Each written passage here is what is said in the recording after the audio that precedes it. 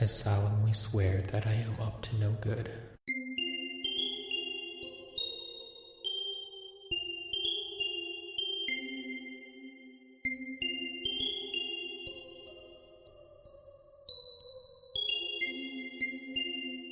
Hey everybody, and welcome to the very first special edition of Muggle Theories.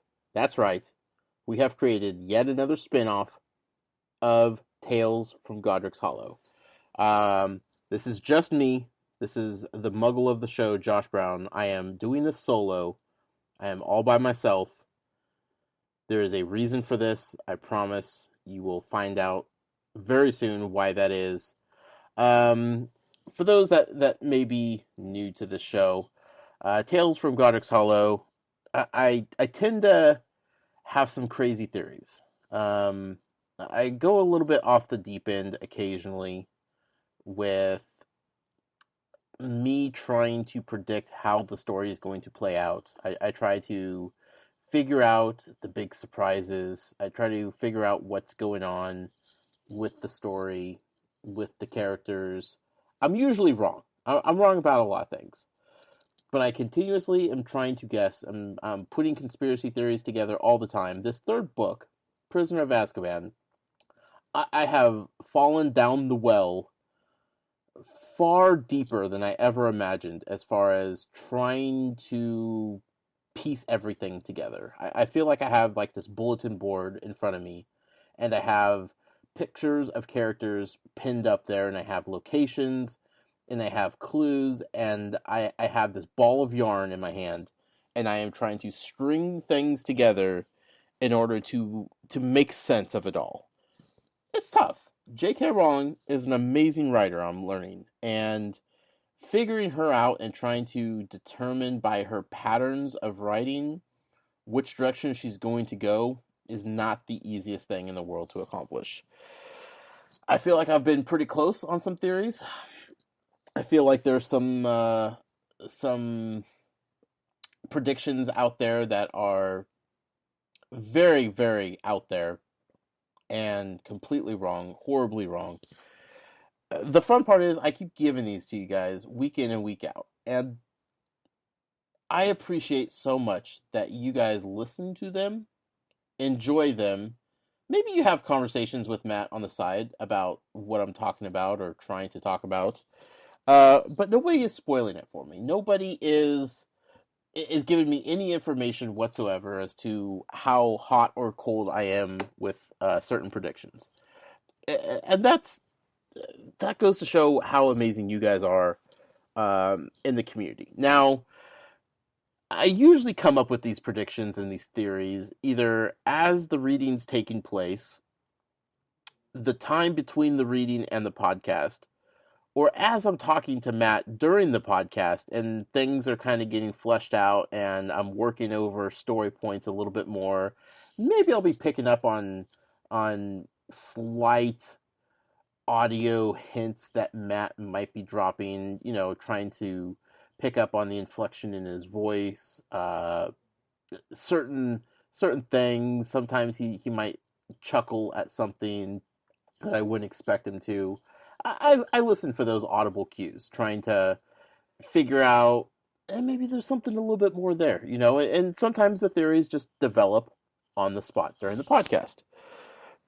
For the most part, after the podcast is done and it's up and everything's fine, I try not to think about it too much because waiting a week for the next two chapters is tough. I want to consume this as fast as possible, but I can't. I have to pace myself for the integrity of the show. So I do my best not to think too much about it because the more I think about it, the more crazy I go, knowing that I'm going to have to wait so long before I could read. Today was a special exception, though. I had to wake up early for work. I was up at work at 4 a.m. I was doing some hard labor, shoveling and de-icing stuff and whatnot. It was super quiet. It's really quiet early in the morning, and that allows a person to really think about things.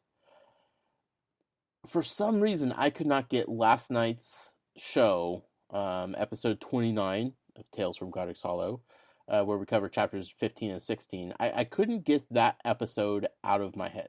There were so many things going on, so many things I was thinking about, trying to figure out. For some reason, I could not drop it this morning. So I kept thinking about it, and I kept thinking about it, and I kept processing all the information that I had read, all the information that we had covered on the show, all the little nuances and cues that Matt was dropping throughout the episode. I'm trying to compile everything because we're so close to the end of this book, and we have so many unanswered questions that I want to feel like I know what's going on a little bit. So I'm trying to put this together, and this morning things are just like firing off left and right. Like my ball of yarn is just going all over the board here, and I'm trying to connect as many things as I possibly can. And then it dawned on me. I had an epiphany, and I was able to flesh out this theory over the course of about an hour of just like solid thinking about it.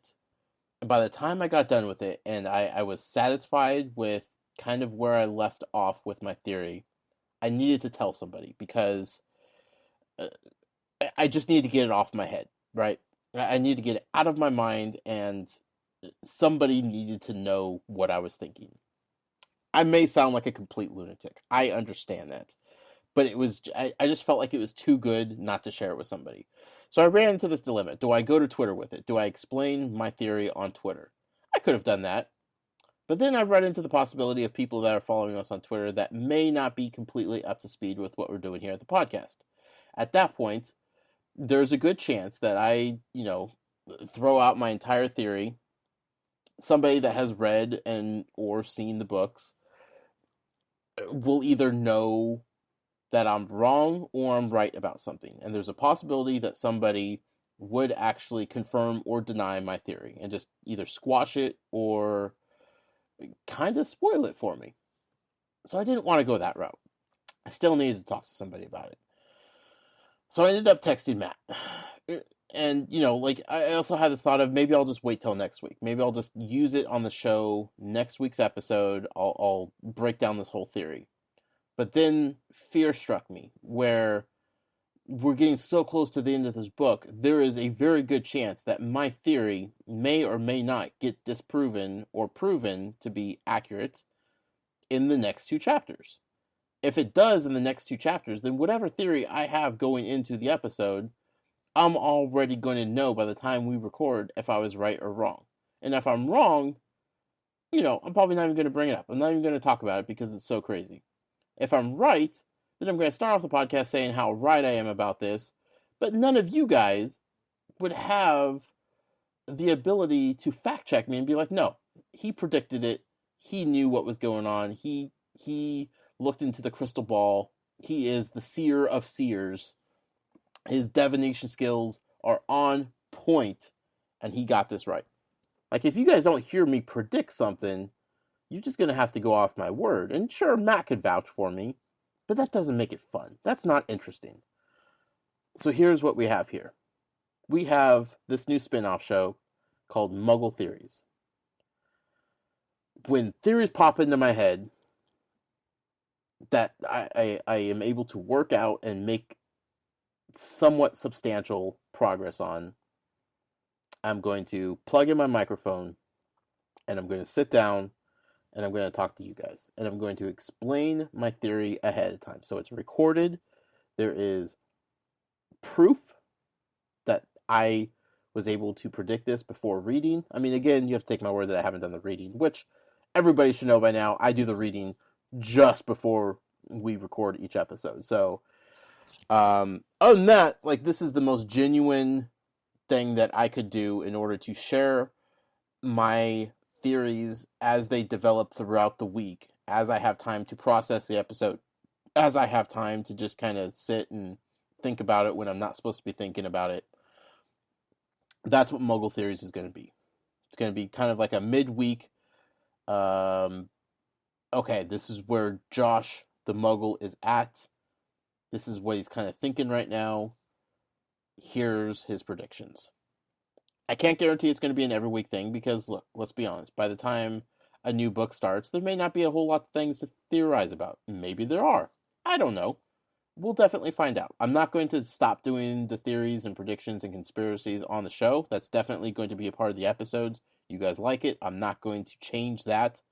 But this is just like free flowing thoughts throughout the week, removed from the reading, removed from talking to Matt on a podcast. Just me bearing my crazy mind, my soul to these crazy Muggle theories. So, without further ado, the very first Muggle theory. Roll up my sleeves. Sit down, folks. Here's what we got. Okay. I started thinking about something, and I don't exactly know how it specifically popped into my head. But I had this moment where I remembered werewolves. Okay? I remember werewolves being mentioned at some point in these 3 books. So then I had to stop and think. Where did I hear werewolves before? Where have we talked about werewolves?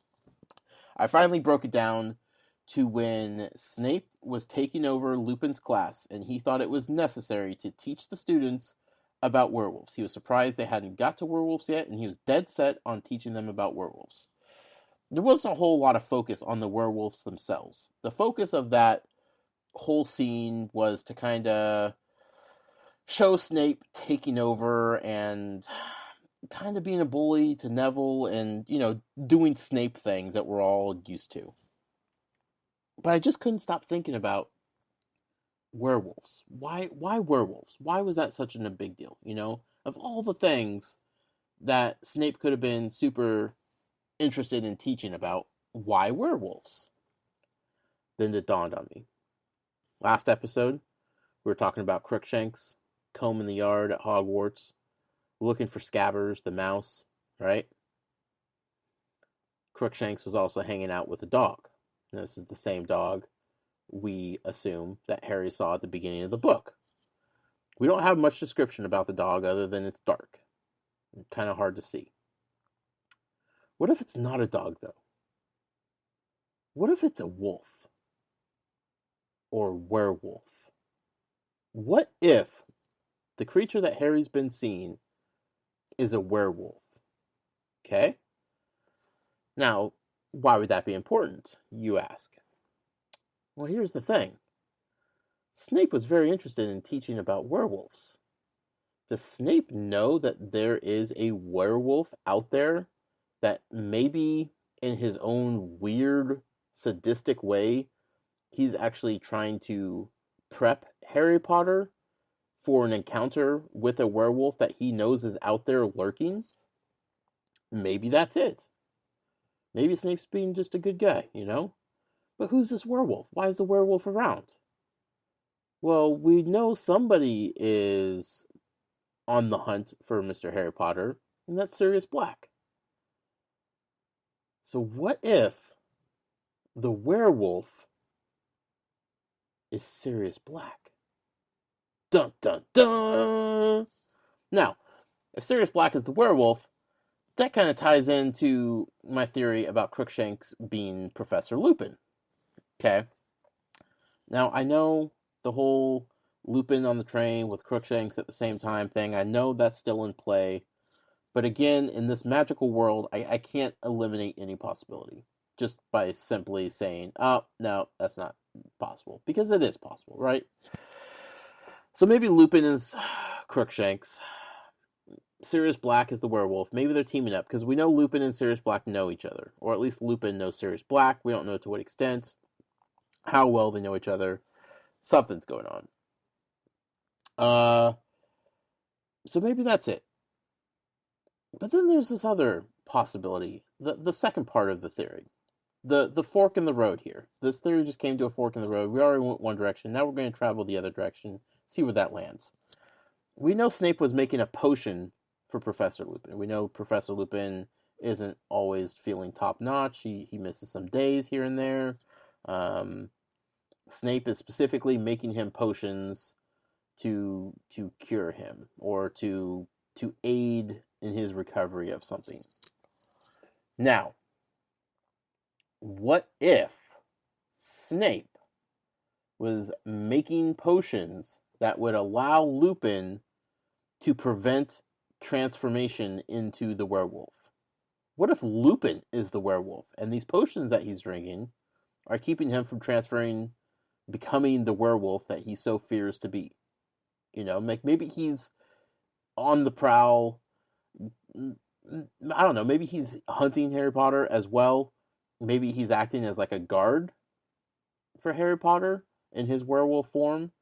But there's a possibility that these potions that Snape's been, creating and giving to Lupin have something to do with Lupin being the werewolf. And that would explain his absences. That would explain kind of like his ratty-tatty robes and whatnot. Like, if you're transforming into a werewolf, I feel like some clothes are going to get ripped. Like, you don't have the best clothing because it's not going to be pretty by the end of the night. So I don't know. But then, if that's the case, if Lupin is the werewolf, kind of weird, sure. But then maybe that brings up the possibility of, once again, Crookshanks being somebody like, I don't know, Sirius Black. Now, Matt's tried to convince me over and over again that it can't be Sirius Black because Sirius Black has been in prison, and Crookshanks has been at that pet place for a long time, we would assume. I don't think we know that for sure. I don't think that's a given. It was implied that maybe he had been hanging around for a while and nobody wanted him, but do we know for sure it's that specific cat? We don't know that. So maybe Lupin is a werewolf, and Sirius Black is Crookshanks. Still have no idea how Scabbers fits into this. Scabbers might be somebody else. I don't know. But yeah, that's my werewolf theory. And it came out of nowhere. I just started thinking about, we had heard werewolves referenced before in this book. It was kind of weird that they were referenced because they weren't, again, the focal point. But it was just, I don't know, like looking back at that chapter, Snape like insisting that he teach about werewolves, and he was surprised they hadn't got to werewolves yet, and it was such a big deal. I feel like this dog creature that Harry thinks is a dog might be a wolf. And if it's a wolf, it's probably a werewolf. And if it's a werewolf, then it's definitely either Lupin or Sirius Black. That's my prediction. That's what I've been thinking about. I'm definitely eager to read the next two chapters to see if any of that is hashed out and either confirmed or denied. But that was the big theories I was tweeting about earlier. That's what's been stuck in my head all day. We will definitely find out come episode 30 of Tales from Godric's Hollow. We'll be covering chapters 17 and 18. I look forward to it. You can find me on Twitter at The Noise. You could definitely follow the show on Twitter at TalesFromGH. You could email us. And when I say us, I'm definitely speaking about just Matt because he only gets the emails. So you could be as spoilery as you want in your emails. Send them over to talesfromgodricshollow@gmail.com. And if you'd like to continue to support us in what we do here, giving you guys as much content as we could possibly pump out, doing cool giveaways, all that kind of fun stuff, you could do so over at Patreon, patreon.com/Tales from Godric's Hollow. I feel like this is probably a pretty successful first episode of Muggle Theories. I hope to have many more going forward. But until next week, Muggle out. Mischief managed.